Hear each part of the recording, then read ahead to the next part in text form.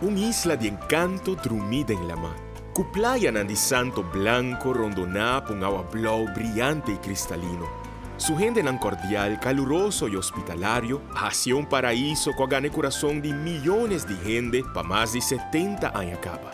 Su nombre, Aruba.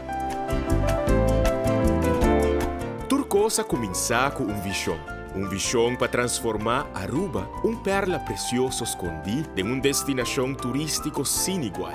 Ya en años 50 del siglo pasado, nos ha embarcado en una aventura inspirada por nuestro espíritu de determinación y nuestro calor puro.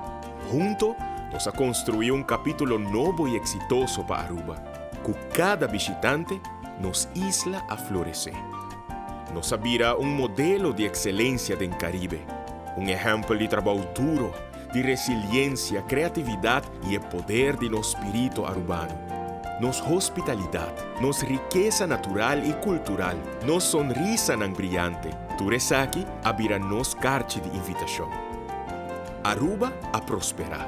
Miles de trabajo a bordo crear, nos economía a florecer y nos a crear oportunidad para un futuro más brillante.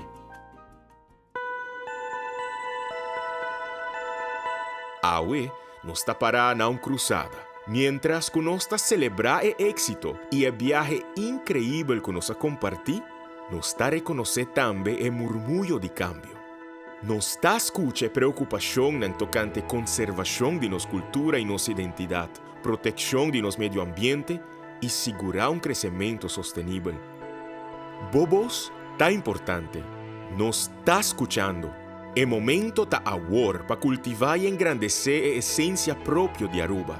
Nos autenticidad, nos resiliencia, nos espíritu innovativo. Van a celebrar lo cual que está haciendo nos único, nos cultura que está vibra, nos paisaje nan majestuoso y el calor inigualable de nos gente nan.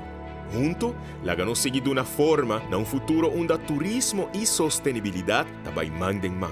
La ganó continuar con el diálogo. Compartimos ideas nan. Participar en la encuesta de Aruba Tourism Authority. La ganó sigue move para adelante unir para sobre Aruba ta nos tour junto. El futuro de nos paraíso Aruba ta den nos man. Van seguir trabajando junto para nos Aruba ta una isla feliz para nos mes y para nos futuro generación.